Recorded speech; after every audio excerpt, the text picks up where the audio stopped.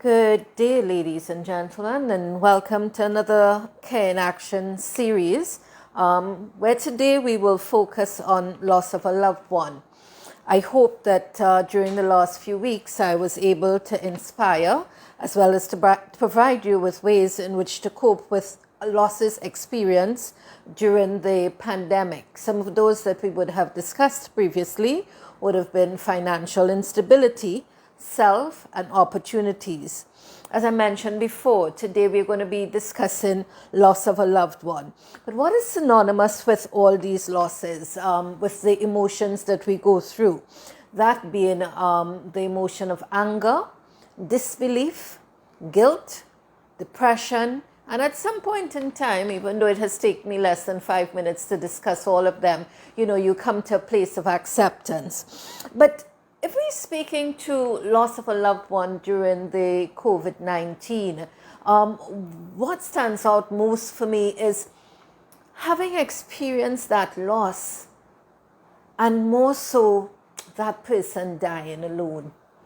And I place a lot of emphasis on that because I think in the midst of everything else, that brings us so much grief, that brings us so much sadness to know that what would have been the norm or the practice in terms of taking care of your loved one when they pass has turned on to be something completely different.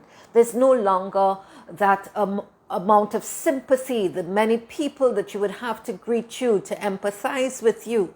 So that's one of the things that COVID-19 has done to us in terms of us experiencing that loss.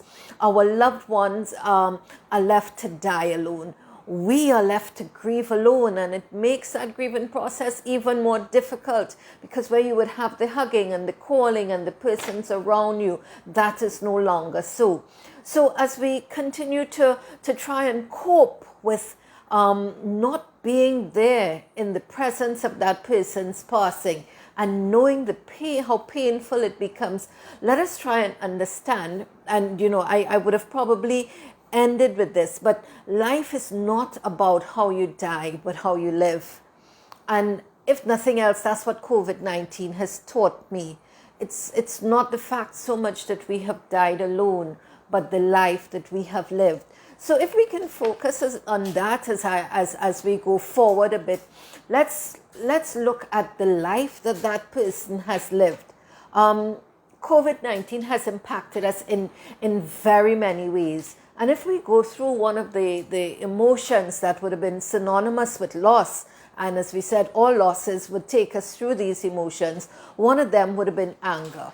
So because we're talking loss of a loved one, I want to indulge you a bit as we go through that process of anger. But what are we angry about when someone passes? What causes that anger? And in the midst of COVID-19, I'm saying your anger could come from the fact that, oh my gosh, we weren't even prepared for this. So often, when someone passes, there is they're ailing and you're telling yourself, okay, we're hoping that they would get better and they would get better. But the anger comes from the fact that he has gotten COVID too.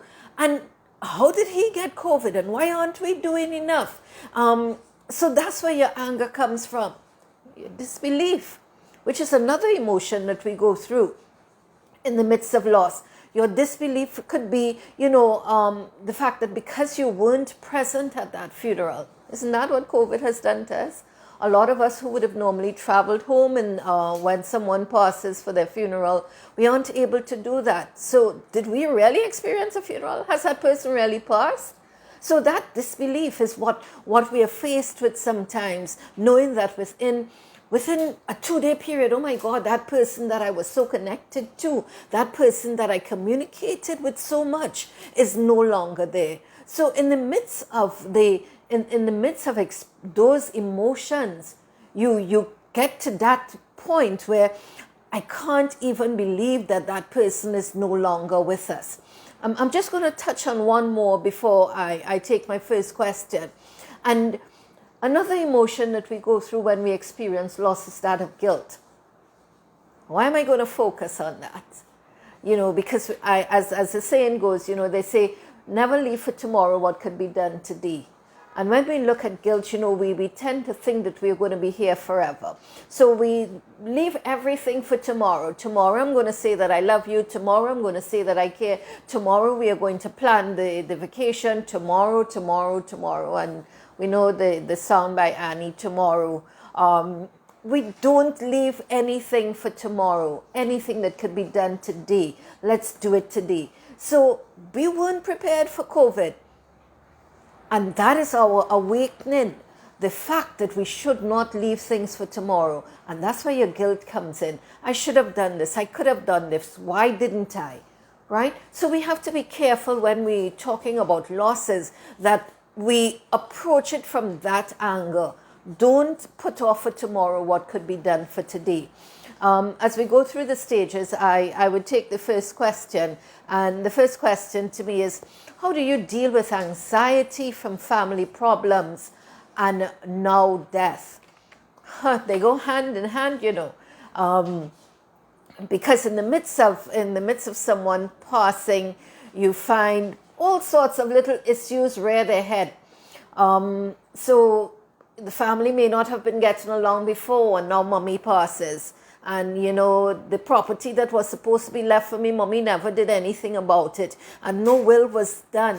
And as I speak to wills, bear in mind that we also, allow our clients or assist our clients in preparing wills. But, that wasn't done because nobody was ready.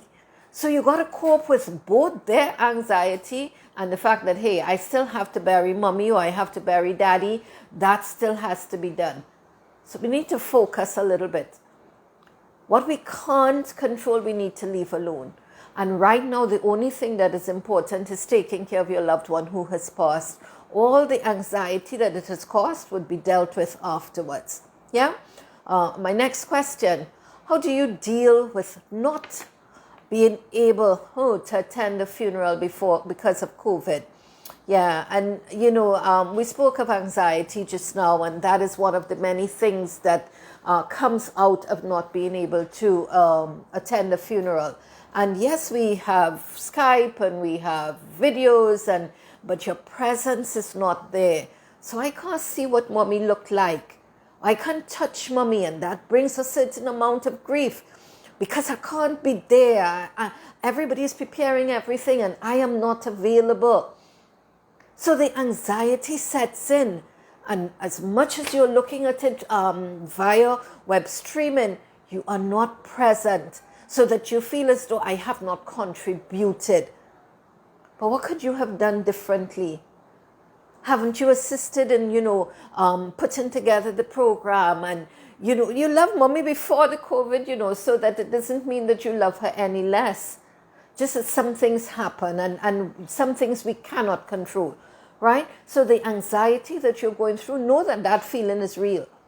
That is real. And that is not something that I can give a time frame as to when that would be over, because it's not so much your conscience that you have to deal with, but the fact that you weren't able to be here. Right? So as I said before, not leave for tomorrow what could be done today, so that in the event, you had some sort of argument with mommy and or with daddy or that person who passed, let's not, as the old people will say, don't go to bed vexed. Don't leave that person annoyed. There was one thing, I would normally tell my clients, sometimes in Trinidad we say things, like, leave home and don't come back. And sometimes it really happens. Is that what we want? But sometimes we speak things into being. And that guilt that we go through and that anxiety that we go through at that point in time is real, because you're not getting a second opportunity to do that. That person has passed. Right? I do have another question. How do you deal with flashbacks of your loved ones, seeing them in pain? And you're talking about empathy there. That is difficult. And as much as I would like to say, and I've been corrected so many times, the first thing somebody is going to tell you, at least they're not in pain anymore. At least they're in a better place. Is that real? Could you come to terms with that? Could you understand that? But the flip side of that coin is, because we love the person who is ailing so much, we become, we find it okay for us to see them go through that pain because they're there for us. So I'm going to ask you, if during somebody's ailing, do you realize how comfortable it is for us to continuously take care of them in spite of that? The word I want to use for you is selfish. We become so selfish because it's no longer about the person who is ailing, but how much they mean to us. So it's okay to have, mommy or daddy bedridden and ailing for the last 5 years, but they're there for us. So that's all that we're focused on. But really and truly, they have become less of a person than they were. And that is what crushes their self-esteem. That is what prevents them from continuously holding on. So put yourself in their position. Is that how you would like your son or daughter to see you? So why do you want mommy and daddy to be like that? Why do you want that person who is ailing to continuously just be there for you, but in that position? So we must be mindful of the fact, when we talk about letting go or seeing that person in pain, there's only so much we can do. And sometimes, we say we leave it up to the Lord, and Lord, this is your will, let it be done. And even when it happens, it still causes you a level of pain. So I'm saying, use your faith. That is all that we need. That is all we have to count on. Right? Believe in the fact that this person has served their purpose. That's what we come into life to do, to serve a purpose. Yeah? And my next question, what are practical ways to deal with deep despair and grief? We call that coping. Admit to the fact that you're going through it in the first place. Admit to the fact that this is hard. Admit to the fact that you're not able to cope.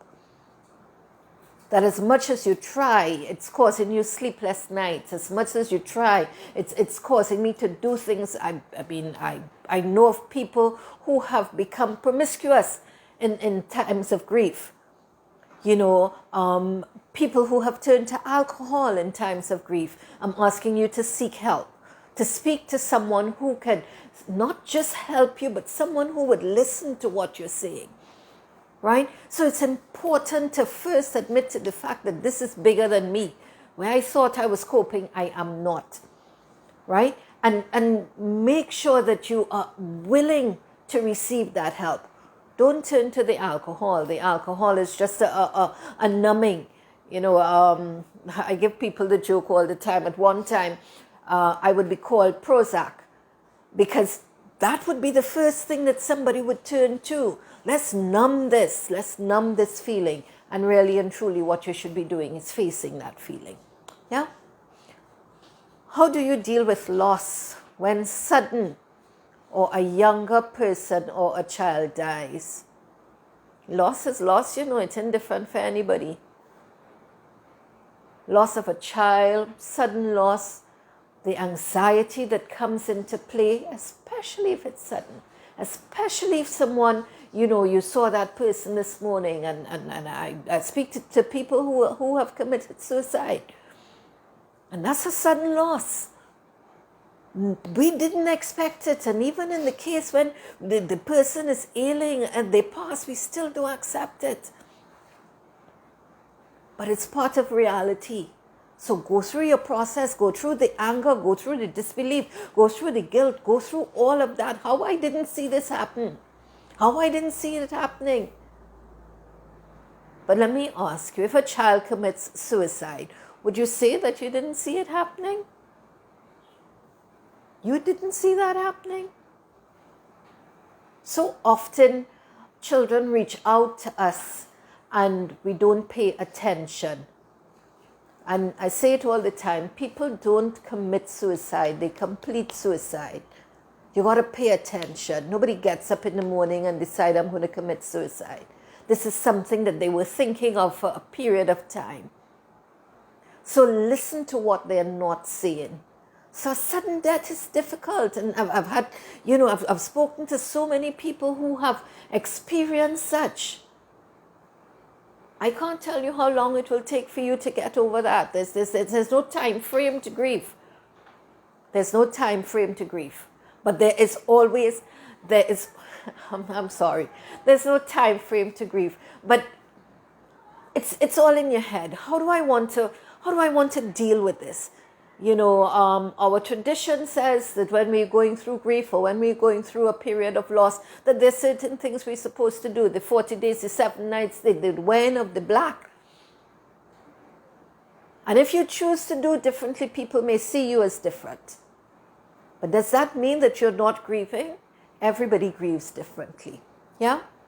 How do you deal with loss when the person is only alive in body, not in mind? Dementia and Alzheimer's. You go in deep, girl. Interesting. Yeah. So, that could be anticipatory grief. Why? Because you're expecting something good to come out of it, although you know it may be bad. You're expecting that mommy will get through this. You're expecting that mommy will notice you at some point in time, but she really deteriorating.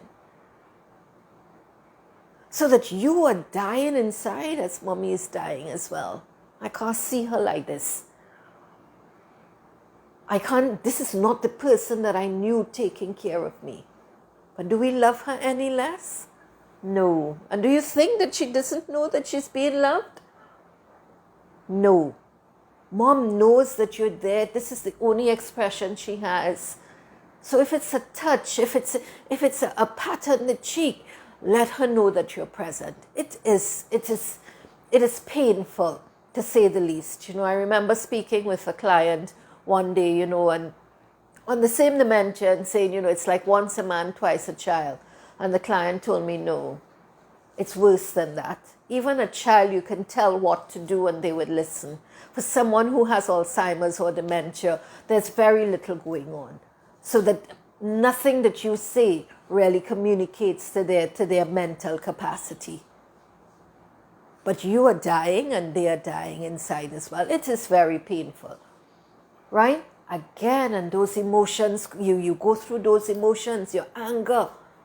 I can't see mommy like this. Your disbelief, God, if there's a Lord above us, where is he at this point in time? Right? As we continue to speak about anticipatory grief, I want to just go back to COVID and enlighten you as to how that shows itself in terms of COVID. So a person who has gotten the COVID virus, and we are thinking that death is going to come soon, we start planning for their funeral. That is like, yes, we're planning, but yes, we're hoping that they would get better as well. So we anticipate the fact that they're going to die. And what happens if they don't? What happens if they don't? So we really have to leave it, in the Lord's hands. Your beliefs, your faith speaks numbers when someone is ill. You got to believe in it for it to happen. My next question, what should I do with a person's belongings? When someone passes, it may very well be the case of a relative or friend telling you, girl, if you need to get over this death, you need to get rid of those things immediately. Make sure your house is clean. You don't need those things around you. Even if that person was ailing, you don't need those things around you. Really? I've had instances where, clients have come to me and experienced the same thing. Get rid of your husband's stuff. You don't need that. This is your life now. You need to move on. And then they sit back and say, I have nothing to remember that person by. Nothing. Everything that I've had of him, from him, has gone. Right? So that's not an action that we take when we're not ready. You got to be ready for that. But again, those options are yours. When do you ready yourself? Or do you hold on to it because it makes you feel as though that person is present, or it makes you feel as though, well, if I keep it, he wouldn't think I stopped loving him. And I'm going to leave you with that and answer the next question. How long does it take to heal after loss? And I don't know if that's a second question, but how long does it take to heal after loss? How do I feel whole again? I can't answer how long it takes to heal. Grief does not have a time frame. What I could tell you, it's not a place to stay, it's a passage. So as you go through that process, as you go through that grieving process, know to yourself, I want to get better. I want to stop being in this hole. That's a deep hole that people go into. As I said, the emotions, depression is one of them. That's a deep hole that people go into when they experience a loss.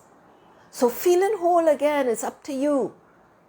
But sometimes even that we becomes a problem, because if I feel whole, it means that I'm not feeling the pain, and people don't understand that. I've had people come to me and say, I can't tell anybody else this, but I could tell you. Is it okay for me not to feel that pain that mommy has gone? Because I've seen her suffer so much? And yes, it's okay. Yes, it's okay. But remember, people grieve differently. So that where that may have been okay for you, it may not be okay for someone else. Right? So you have to allow yourself that time to grieve. But you have to know when you've had enough. There's stories of people, sitting at a table with an empty chair, but food put out for their loved one, because they would normally have dinner with him. There's stories I've had clients tell me, they're waiting on the porch for their husbands or wives to come home, because that's what we would normally do. And this is months after the funeral. So who says grief has a time? Know that the more you hold on to it, the more difficult it becomes to let go of. So speaking to someone is important. Speaking to someone who's willing to listen is even more important. Speaking to someone who can understand and empathize with you is important.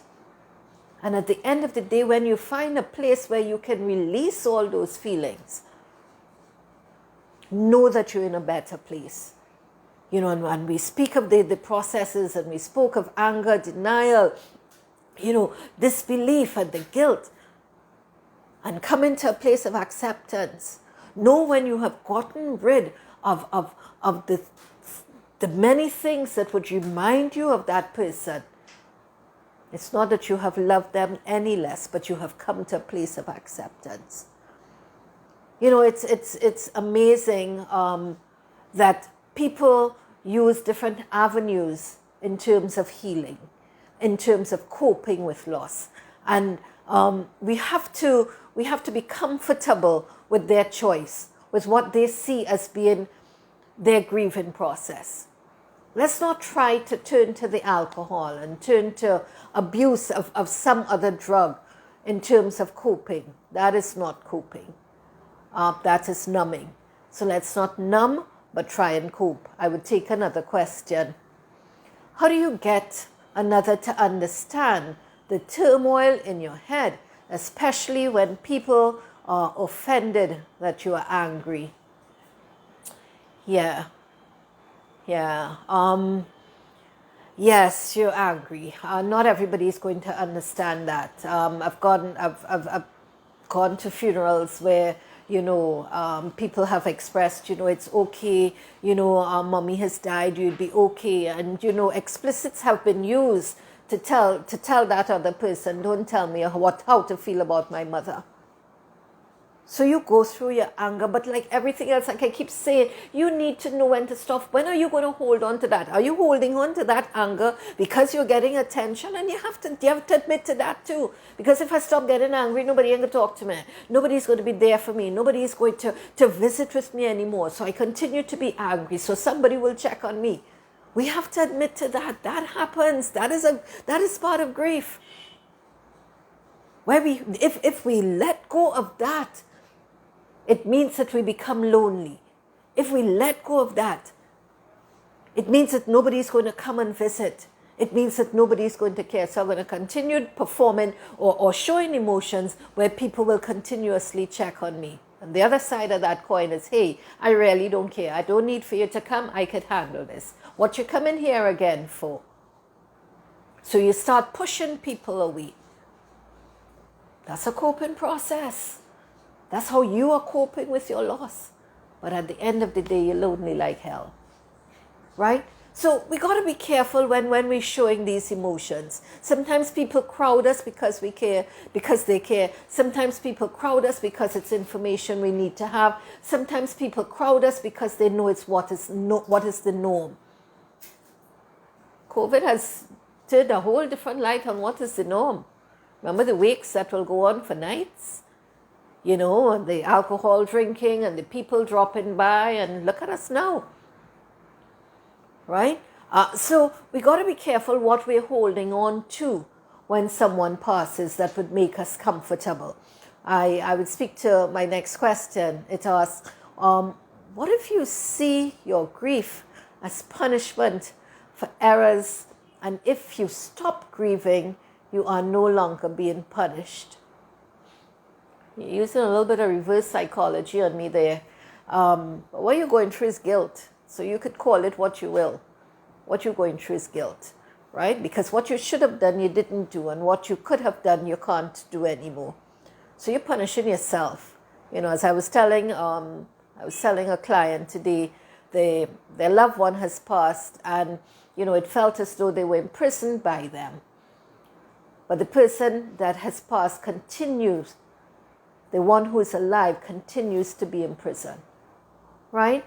As we conclude our final session in terms of the losses experienced during the COVID pandemic, I want you to still send your questions if there is something that I did not address. I want you to remember that we are here at the Belgroves Group of Companies because we care, because we do more than just say we care. I thank you for spending the last 4 weeks with me, and I hope that I would be able to encourage and entertain you again as we go forward. Remember, please, all our sessions are going to be on YouTube, so if you would like to follow up on it, www.belgroves.com. Thank you. Pleasant afternoon.